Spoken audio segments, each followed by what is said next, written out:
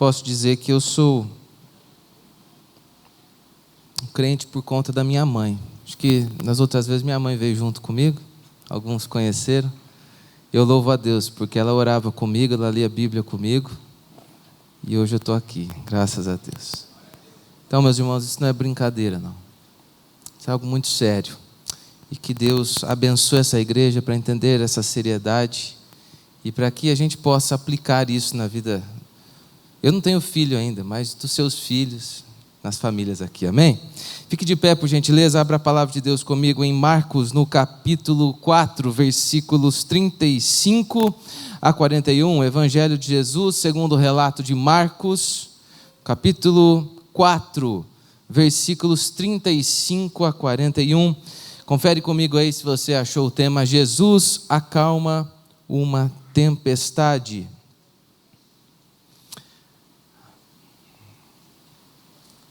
Trago aqui os abraços da minha igreja, primeira igreja batista na cidade de Araras. Para todos vocês, meus irmãos, para o nosso querido pastor Samuel, uma bênção de Deus. Quero dizer que é uma honra poder conhecê-lo pessoalmente no dia de hoje. Louvo a Deus pela sua vida. Louvo a Deus como tem atuado aqui com a igreja. Glorifico a Deus, porque Deus tem sustentado a sua obra aqui. Amém? Glória a Deus. Naquele dia, sendo já tarde, disse-lhe Jesus: passemos para outra margem. E eles, os discípulos, despedindo a multidão, levaram assim como estava no barco, e outros barcos o seguiam. Ora, levantou-se grande temporal de vento, e as ondas se arremessavam contra o barco, de modo que o mesmo já estava a encher-se de água. E Jesus estava na popa, dormindo sobre o travesseiro. Eles o despertaram e lhe disseram: Mestre, não te importa que pereçamos? E ele, despertando, repreendeu o vento e disse ao mar: acalma-te, emudece. O vento se aquietou e fez-se grande bonança. Então lhes disse: por que sois assim tímidos? Como é que não tendes fé? E eles, possuídos de grande temor, diziam uns aos outros: quem é este que até o vento e o mar lhe obedecem? Vamos orar, meus irmãos. Muito obrigado, Deus, pela tua palavra. Obrigado, Senhor Jesus, por este dia. Obrigado pelas tuas misericórdias. Obrigado pela tua presença no nosso meio, Deus. Obrigado pelo teu Santo Espírito da promessa que habita em nós. É o penhor da nossa herança. Nós somos selados com o teu Santo Espírito da promessa, ó Deus. Muito obrigado, Pai, por tudo que o Senhor tem feito por nós já neste dia, o dia do Senhor, ó Deus. Que o Senhor tenha misericórdia de nós, o Senhor fale conosco, por favor, ó Deus, apesar de nós, apesar da maneira que nós entramos pela porta desta igreja hoje, mas que o Senhor, ó Deus, nos encontre aqui, Senhor Jesus. O Senhor ministre no nosso coração, porque nós temos sede de te conhecer, ó Deus, sede de conhecer quem é o Senhor no meio das nossas tempestades. Ó Deus, por favor, Pai, olhe para nós e se incline em nosso favor nesta manhã, Deus. É o que nós te pedimos, orando com perdão dos nossos pecados, no nome do Senhor Jesus Cristo. Amém. Pode se assentar e ficar à vontade, meu querido irmão. Eu vou pedir para a nossa irmã da projeção ir acompanhando comigo uma breve explicação que eu vou dar agora, que começa a partir do versículo 1 do capítulo 4. Tem como projetar, por gentileza, minha irmã? Capítulo 4, versículo 1. Jesus falava por meio de parábolas. Olha o que a palavra de Deus diz. Outra vez começou a ensinar à beira do mar. E reuniu-se a ele tão grande multidão que ele entrou no barco e sentou-se nele, sobre o mar. E todo o povo estava em terra junto do mar. Essa cena não é incomum no ministério do Senhor Jesus Cristo. Em primeiro lugar, pela localidade onde ele está. Ele está na beira do mar do lago de Genezaré, ou mar de Tiberíades, ou mar da Galileia. É a mesma porção de água localizada ao norte do território de Israel. E é nesta porção, nas cidades ao entorno do lago de Genezaré, que o ministério de Jesus tem uma boa parte do seu tempo ali sendo investido. Essa atitude que Jesus teve é uma atitude, olha só, com efeitos acústicos. Que interessante. Sabe por quê? Ali, meus irmãos, quando você está nesta posição, há uma reverberação da sua voz, que junto das águas do mar, que a voz de Jesus era projetada muito mais alto para que todas as pessoas dessa multidão pudessem ouvir.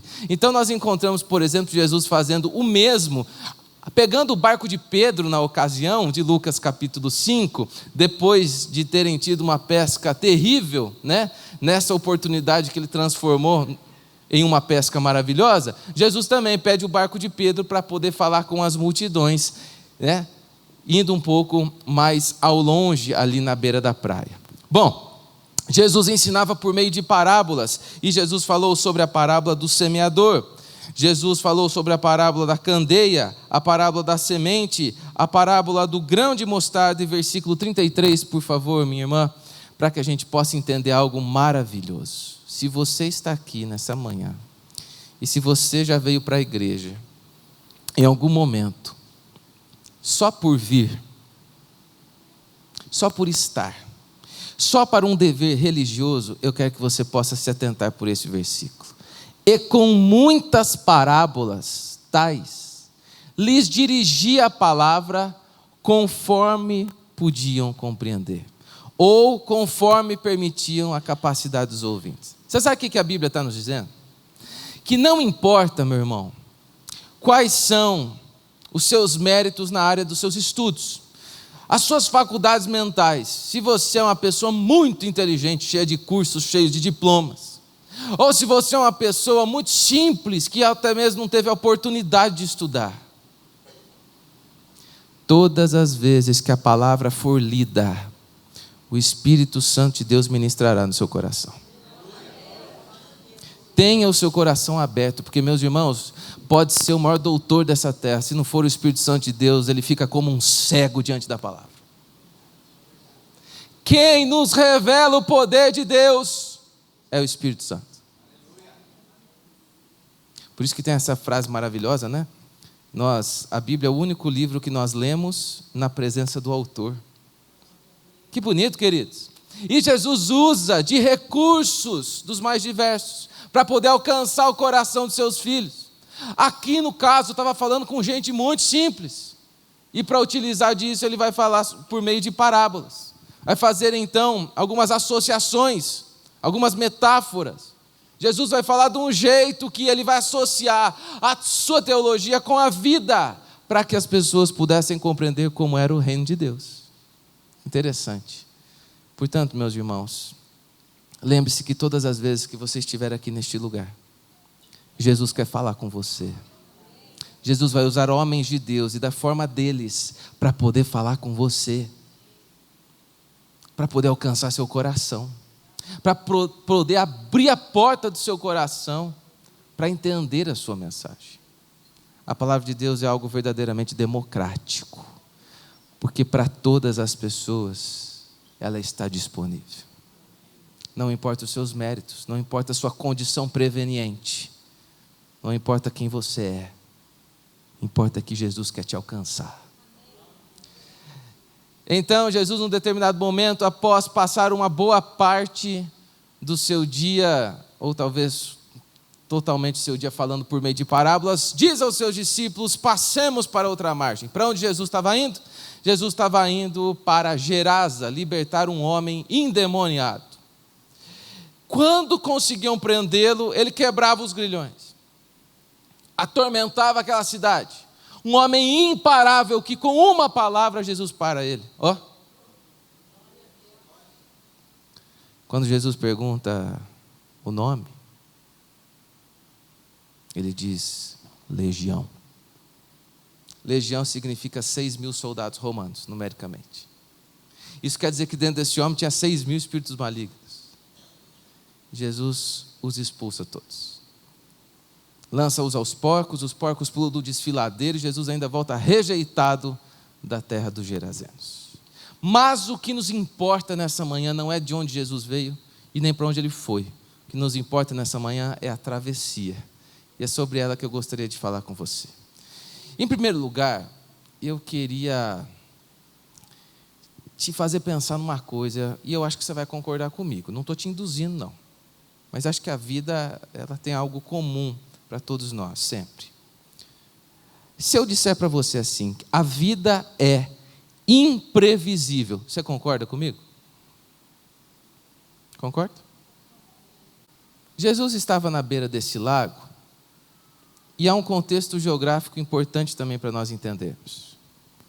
O lago de Genezaré está abaixo do nível do mar em 200 metros, um pouco mais. Ele é rodeado por uma cadeia de montanhas. Ali, o Oriente Médio, meu irmão, faz sol.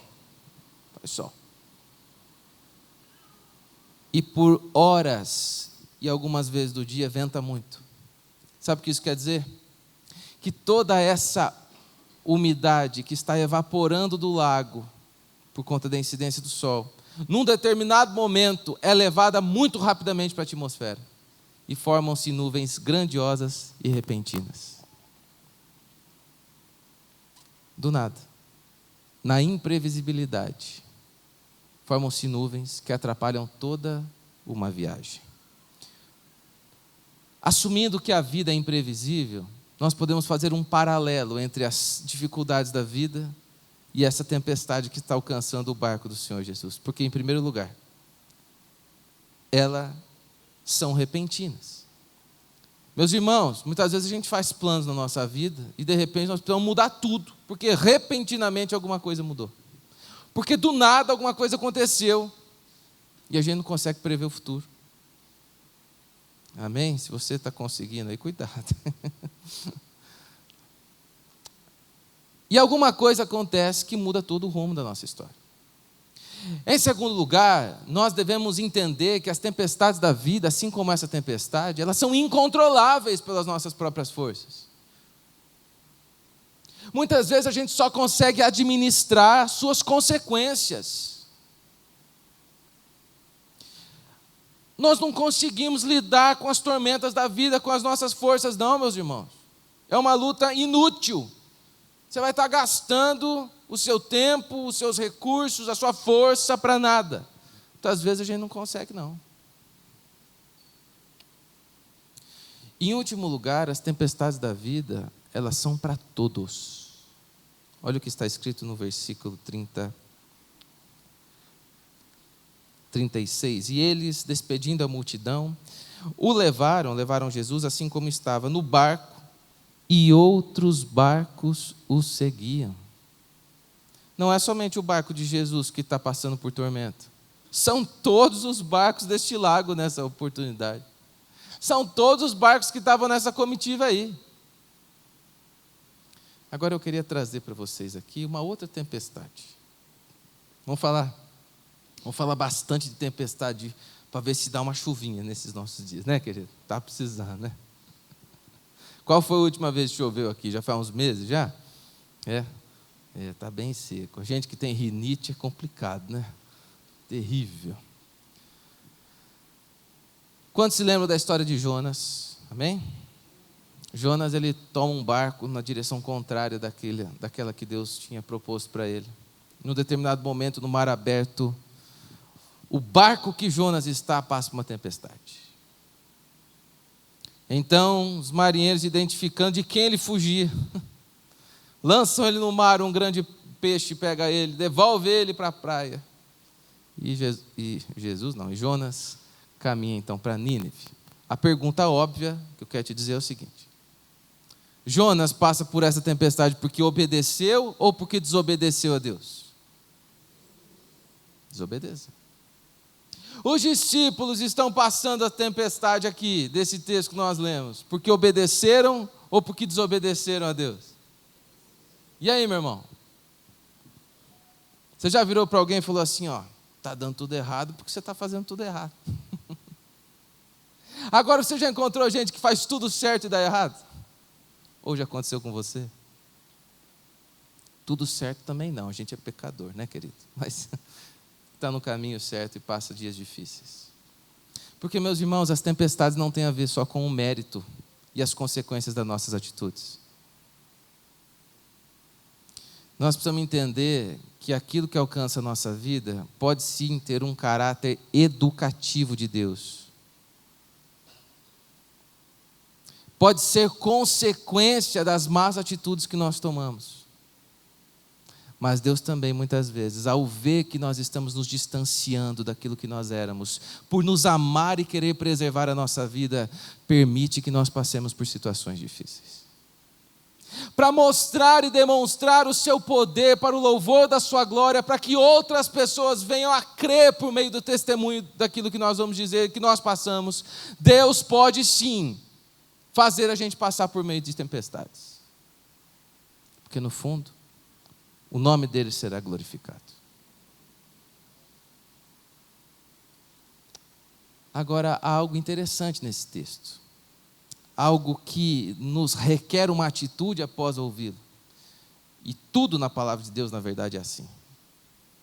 Ao sair por aquela porta, nós encontraremos a nossa vida como ela é. Porque aqui, meus irmãos, é o melhor lugar para a gente estar. Aqui, meus irmãos, tudo vai bem.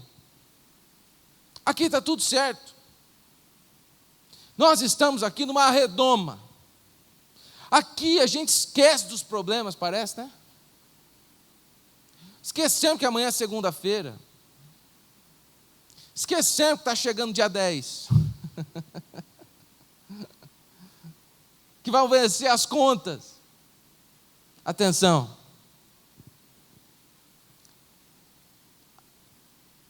O que a palavra de Deus requer de nós é que apliquemos os fundamentos que aprendemos aqui na sala de aula de Jesus lá fora. Porque Jesus gasta um bom tempo do seu dia falando por meio de parábolas e outras parábolas que não estão aqui registradas, para que os seus discípulos pudessem ter fé para passar por uma tempestade no futuro. E olha o que acontece. Parece que eles não se lembraram que Jesus estava com eles.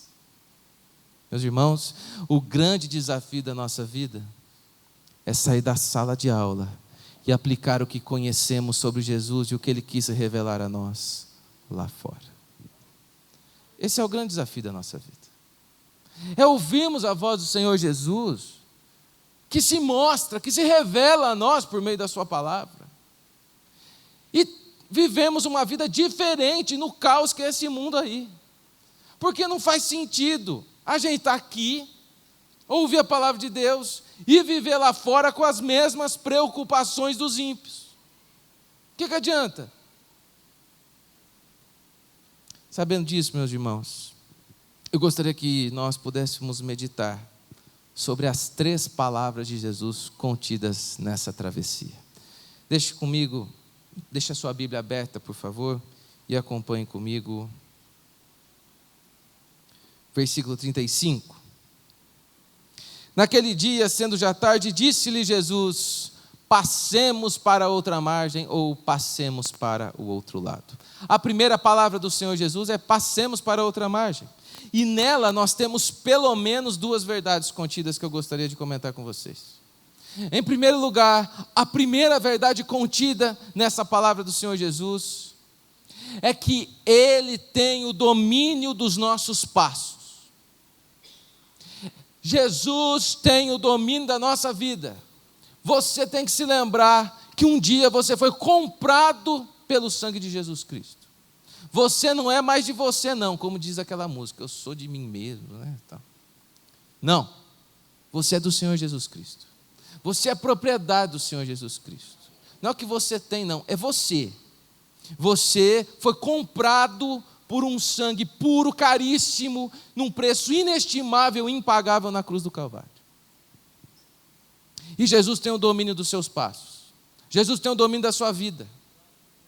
Em Provérbios capítulo 16, versículo 9, a palavra de Deus nos diz o seguinte: no coração o homem planeja o seu caminho, mas o Senhor é quem determina os seus passos. Meu irmão, isso tem que ser um conforto para a nossa vida.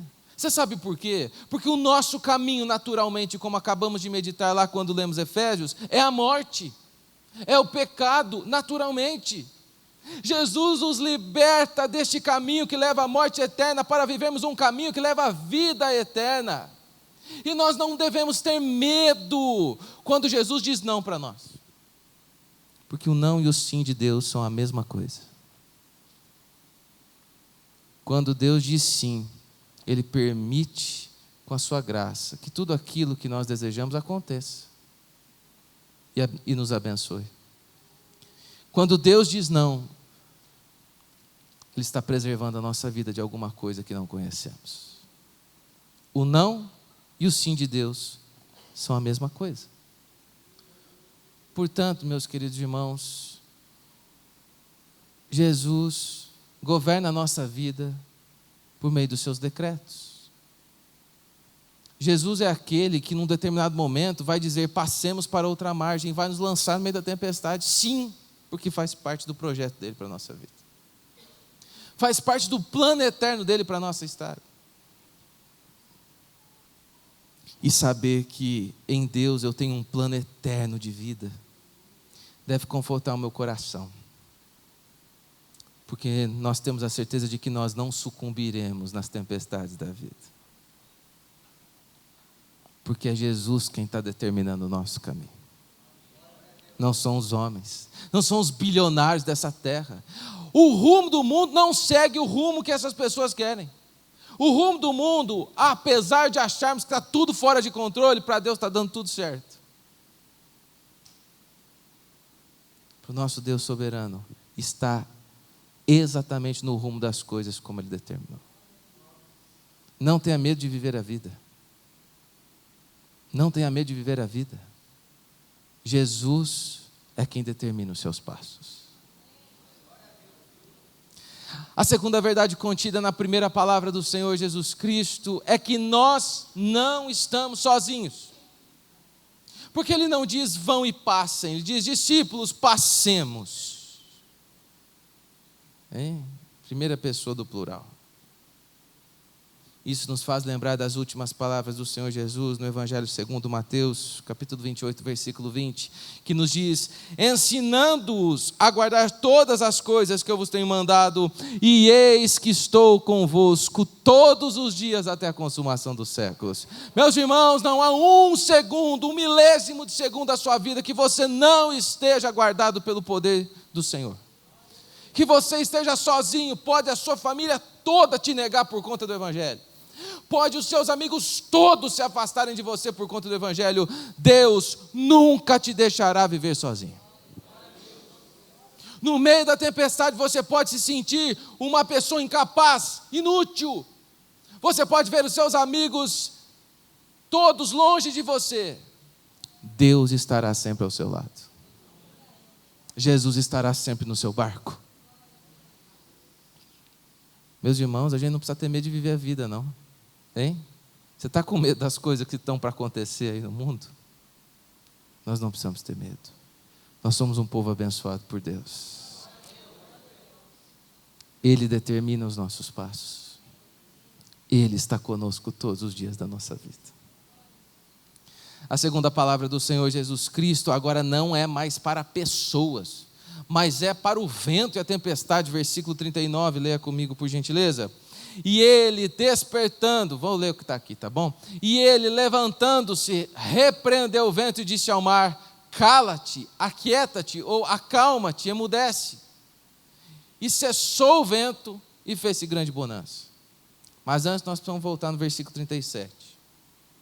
Ora, levantou-se grande temporal de vento e as ondas se arremessavam contra o barco, de modo que o mesmo já estava a encher-se de água, e Jesus estava na popa, dormindo sobre o travesseiro. Eles o despertaram e lhe disseram, mestre, não te importa que pereçamos? Olha que interessante. Nós estamos notando aqui, que dentro desse barco, haviam pessoas que tinham falado, tinham escutado Jesus, andavam com o Senhor Jesus Cristo, mas o barco estava cheio de água. O barco estava quase afundando. E Jesus estava na calma por Ele ser Deus e saber o que vai acontecer. Eu quero te dizer, você pode ter calma na sua vida. Você não é Deus, mas Deus está com você. Você não sabe o que vai acontecer, mas você sabe que aquele que rege o universo está do seu lado, meu irmão. Olha, isso não é frase de efeito. Isso é uma verdade que nós precisamos viver na nossa vida. Isso não é para maciar ego, para nada. Não é não. Isso não é coach, não. Isso é uma verdade. Isso é uma verdade. O crente não pode viver ansioso pela vida. Eu estou falando isso para mim. Ô pessoa ansiosa que eu sou. Ô pessoinha que esquece de Jesus do meio da tempestade. Prazer, Vitor Quevedo. E todas as vezes que eu prego esse texto, eu fico me imaginando assim, Deus, todas as vezes o Senhor fala comigo nisso. O que eu preciso é muito ouvir isso daí mesmo. Entenda, meu querido, o barco estava quase cheio de água e os discípulos tomaram uma atitude das mais importantes, que eu e você nos esquecemos. Clamaram pelo poder de Jesus. Ah, meu querido, a súplica do justo pode muito na sua atuação. Nós precisamos crer. E você sabe por que você pode orar para Deus? Talvez você esteja falando assim, não, mas Deus decreta os passos da gente, então por que eu vou orar? Deixa eu te dizer, você vai orar porque Deus é soberano. Se Deus não fosse soberano, você tinha uma possibilidade de alguma coisa acontecer. Como Deus é soberano, nós podemos tudo naquele que nos fortalece. Em Cristo nós podemos todas as coisas. Em Cristo nós podemos todas as coisas, porque Ele é soberano. Como é que eu vou confiar, orar pela resolução de alguma coisa em alguém que não tem os plenos poderes nas suas mãos? Mas em Jesus, nós temos. Em Jesus, a tempestade se transforma em bonança de uma hora para outra. Marcos é um evangelho escrito para que nós entendamos que quando Deus diz uma coisa, quando Jesus diz uma coisa, imediatamente a sua palavra se cumpre. Os céus proclamam a glória de Deus, o universo anuncia as obras de suas mãos, e quando Jesus fala, o universo se dobra à sua vontade, meu irmão. Ninguém diz não para Jesus, não. A criação toda está sob o domínio do Messias, está sob o domínio do Filho de Deus. Por isso, meu irmão, se você ainda não clamou a Jesus Cristo pela resolução daquilo que tem te afligido, este deve ser o dia. E você pode estar pensando assim, no Salmo 121 diz, não dormita nem dorme o guarda de Israel. Eu vou te falar uma coisa. Jesus está dormindo. Sendo Jesus 100% homem, ele precisava descansar. Jesus vem nos dar um grande exemplo. Com ele no barco, nós podemos descansar e dormir no meio da tempestade. Sendo ele 100% Deus. Quando ele diz, acalma-te e emudece, imediatamente a tempestade acaba. É desta palavra que nós precisamos. Jesus, no poder da sua autoridade, da sua palavra, eu te peço, Deus, cura minha filha, cura o meu filho. No poder da autoridade da sua palavra, Jesus, para o louvor da sua glória, me cura, me salva, regenera o meu casamento, me livra daquilo que tenho vivido. No poder da autoridade da palavra do Senhor Jesus, e não da nossa palavra, e não dos nossos meios, porque nós estamos aqui diante de um barco, cheio não, pelo menos 3 pescadores dentro desse barco, Pedro, Tiago e João, gente que havia pescado muito nesse lago, que conhecia as tempestades, que conhecia essas dificuldades, mas nem tudo na vida a gente consegue resolver com as nossas forças.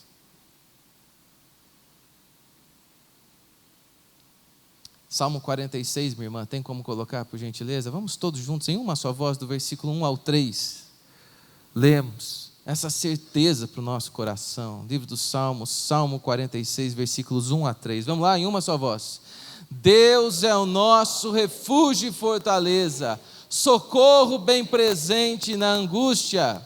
Pelo que não temeremos, ainda que a terra se mude, e ainda que os montes se projetem para o meio dos mares, ainda que as águas rujam e espumejem, ainda que os montes se abalem pela sua braveza. Não tema não, meu irmão. Jesus está ao seu lado. você não precisa temer. A terceira palavra do Senhor Jesus Cristo, que até agora está nos confortando, é um confronto. Jesus vai mudar o discurso agora para tratar com a gente no seguinte sentido. Atenção. Porque sois assim tímidos, como é que não tendes fé? Jesus lança um questionamento para os seus discípulos. Será que vocês não têm fé ainda?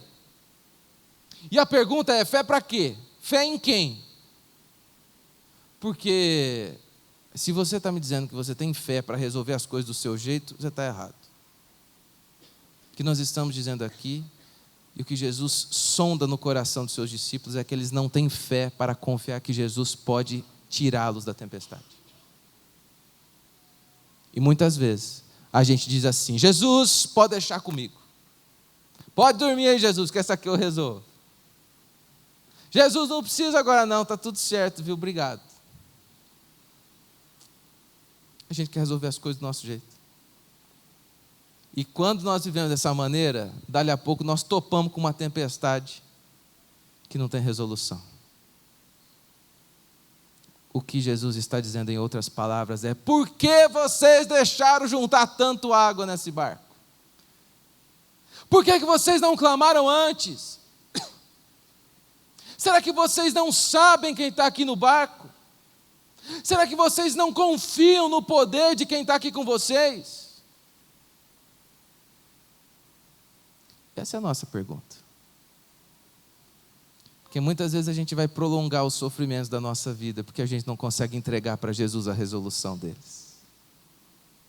Ou porque muitas vezes, por pura vaidade, nós queremos que aconteça a resolução da maneira que entendemos ser a melhor. Meu querido irmão, eu quero te dizer uma coisa. Jesus está fazendo um contraponto interessantíssimo sobre timidez e intimidade. Isso me faz lembrar de uma história. Fui tocar numa cidadezinha chamada Mirassol, há muito tempo atrás. Mirassol não, desculpa, Mirandópolis. É um pouquinho depois de ir para lá. Judas perdeu a meia em Mirandópolis, porque a bota ele perdeu em Araçatuba, que é longe, 6 horas de carro. E estava tendo um evento junto na cidade, o pastor esqueceu de reservar o hotel para a gente, assim, achou que ia dar, né? Falei assim: Vitor, não tem, mas tem um irmão aqui que tem 2 quartos, tem a suíte lá, você e o seu músico podem ficar lá. Falei: não, tá bom, pastor, beleza. E era um casal de idosos, e era o Dirceu e a dona Elza. E nós terminamos o culto, fomos lá para a casa deles, então, jantamos lá, comemos uma pizza, que é o alimento oficial dos jantares dos missionários, é a pizza. Porque a pizza, meu irmão, mesmo quando é ruim, é boa, né? É assim, né? Você não erra. Né? Então, meus irmãos, é o seguinte.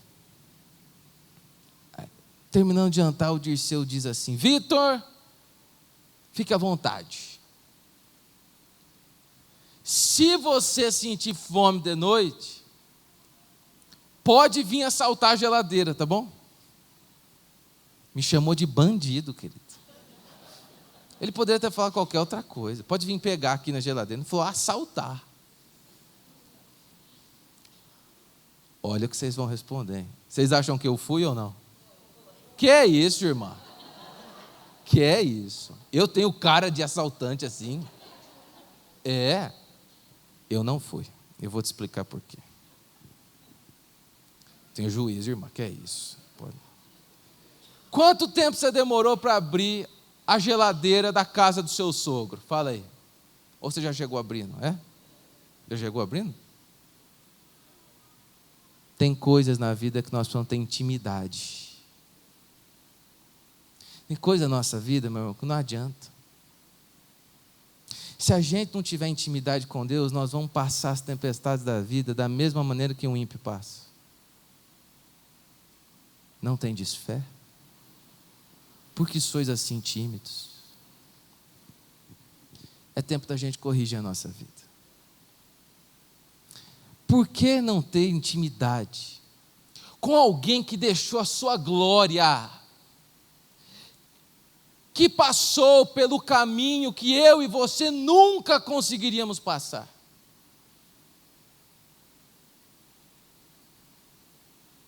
Que demonstrou que nos ama por meio de um sacrifício eterno, vicário, eficaz, completo, duradouro.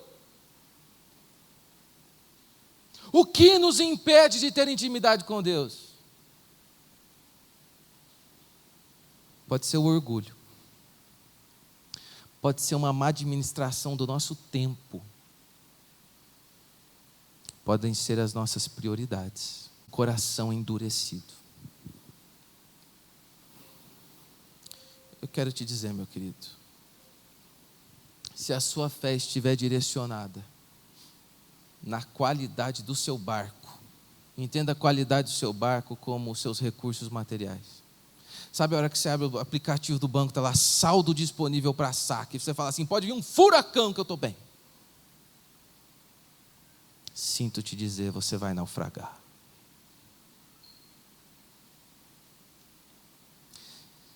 Se a sua fé e a sua confiança estiverem direcionadas para a qualidade do piloto do seu barco, entenda a qualidade do piloto como os seus recursos pessoais, a sua inteligência, sua sabedoria, sua influência, suas amizades.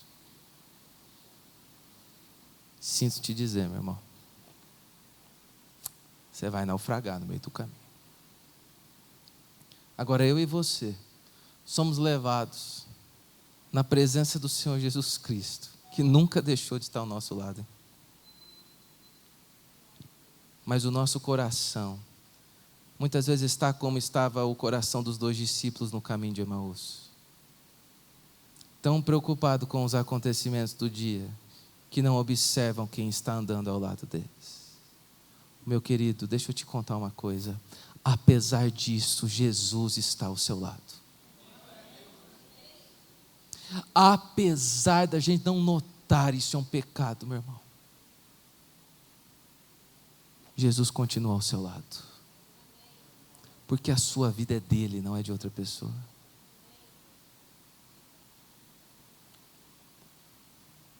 Quero te dizer que se Jesus está conosco, nós temos a certeza de que as suas promessas serão cumpridas na nossa vida. Porque se Jesus disse, passemos para outra margem, você pode ter certeza, você vai chegar na outra margem com Ele. Ele vai fazer você chegar na outra margem. Eu queria que você pudesse se colocar de pé, meu irmão.